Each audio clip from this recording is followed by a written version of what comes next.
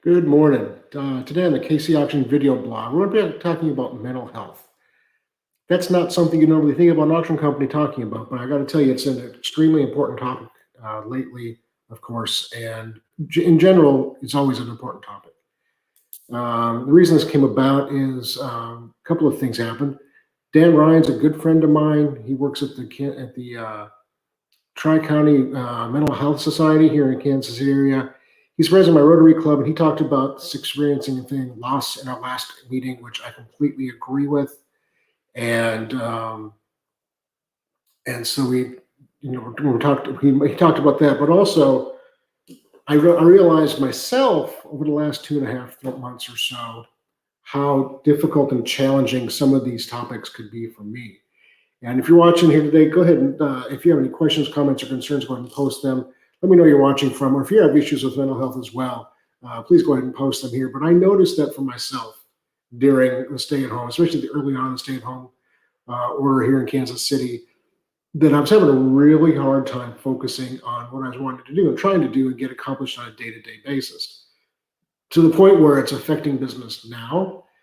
Just yesterday, I had 2 different potential clients contact me, say, I don't appreciate your unprofessional behavior. And the unprofessional behavior was I wasn't responding to emails or messages or calls. And it was an extremely eye-opening situation for me, because I'm usually really diligent about doing that, because I understand how much trust people must put into us to contact us and consider having us work with them in any capacity at all. And so I thought it was an important topic to discuss. And one of the reasons I wanted to do that is because I think it is so important. It's obviously affected myself and my business, and that affects other people as well. So, like I said, mental health is a huge concern, generally speaking, but also today. We all have had issues, or a lot of us have had issues, and we all experience things differently right now. In the stay at home, I've talked to friends who are just like, I don't know how I want to wake up in the morning. Which one of me is going to wake up? Which one of me is going to, open the door, answer the call, send the email or text, or not? Those things are all very possible. And I don't know.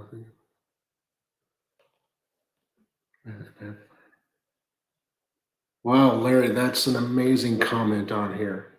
Wow, I'm just going to delete that. This is no time to have discussions about politics. Wow, that was not what I expected anybody to comment about like that today. So anyway, so some of the things that I noticed is that I wasn't responding and engaging with people in the way I normally do. I was doing other things to try to keep myself healthy. I've been exercising more. I've been walking every day. I've been eating better because I'm not eating at restaurants. So my wife Stacy gets a lot of credit for that. Obviously, we're eating at home 95% of the time, and that was not the case prior. I mean, I'm running around town. I'm usually not at the office or near a kitchen at lunchtime. So those meals are oftentimes in a restaurant or to go. And then we eat out once, twice, 3 times a week, depending upon the week, right? Running around with the boys, doing things like that. So I'm eating better, which helps. I'm exercising more, which helps. But I got to tell you, there's so many things that can be done, and I want to share some of those here as we go forward. Some of the just simple things that you can do to help with your mental health. So just connect with other people. Everybody's challenged right now, but everybody is willing. Most people are willing to talk to you and listen to you and just be there for you, right? It is a challenging time, but being available to and reaching out to other people to talk makes a huge world of difference. Like I talked about my friend Dan Ryan with the KC Tri-County Metro Health Center, president of the Rotary Club. He talked. One of the things that we did with Rotary is we went to Zoom meetings almost immediately upon the stay at home. And that Wednesday evening meeting on Zoom, which I was extremely apprehensive about, it became a thing that I could look forward to during the week. And then because of that success and engaging with people on a screen, even though it's on the screen, it's still engaging with people. And it was really helpful. And so I started going to other, making myself available to other groups and other people in those same kinds of ways, and attending webinars, getting a stimulation of information. And I know I was not alone in this, right? I mean, if you look at all the numbers as far as, business development and personal development and educational platforms. Those of us who are not in school now, a lot of us went to took schooling or classes, or were learning about things that could benefit our business and or ourselves. And I think that was such a strong, strong thing. As to try to come to versus two. Yes, that's a great idea. Sarah, thanks for making that comment. Says to try and count to 100, not just counting to 10 when you have a situation to set yourself. One thing we all realize or can realize or should realize in this time is that we have time, right? There is no reason to jump to anything at this moment in time. Taking those few moments to settle yourself can really help just balance yourself. I started walking more because I was having times when I was just not there. I was like, let me just go walk, get in the fresh air. That was my way of counting to 100, right? And so it really is. Absolutely, Sarah. And there's we all have our situations, and the people who are, and they weren't rude, they were just upset, and I understand completely about my lack of response to them, and I've reached out to both of them. But yes, they have situations as well, and I'm not downplaying that at all. I'm just responding and showing why I'm talking about this today. Coming to 100 is a great idea. Getting physically active, help others. One of the things that was beneficial for us and for me is there was times that I could do small things that could help others. Now, I remember 2 months ago, I wasn't sure what business would look like in 2 months, and we're still not back to normal. We're still having issues on a day-to-day basis, working with the stay-at-home order and the safer at-home order, where I think we're calling it now, and doing curbside pickup for our people, our local buyers, and things like that. There's still a lot of moving parts. Things still are taking longer. Things are developing differently. A lot of our clients are having situations that they would never you couldn't comprehend 3 months ago.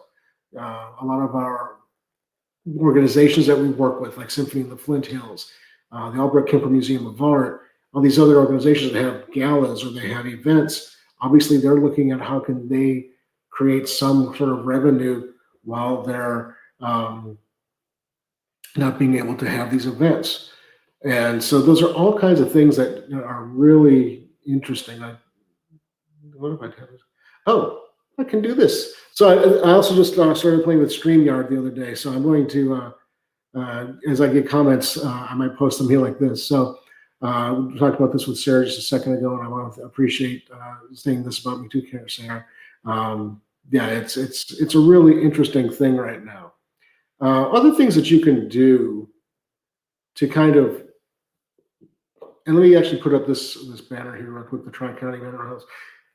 Tri-County Metro Health Systems has a lot of information on their website. If you Google mental health, if you have any issues at all, there's a ton of resources available online. There's all kinds of associations and organizations. There's a lot of conversation about mental health locally and nationally right now. I think just today, Chicago announced a $1.2 million investment in mental health services in the Chicago area. Mayor Lightfoot announced that, I think 4 or 5 hours ago. I saw an article. So there's a lot of attention being paid to this right now, because one of the results of the stay at home is increased need and desire, and people are really going to need these services more and more and more going forward until we get back to some sort of semblance of what we consider to be normal, right? But just some things that I did. I adjusted my standards. There were some things I always do, or I'd like to do, that I wasn't doing. I adjusted my standards for what was acceptable for me, and that's made a big difference. I don't have to be performing at an X level if Y will work. And so consider, are you giving yourself a hard time about something that you don't need to be at the current moment?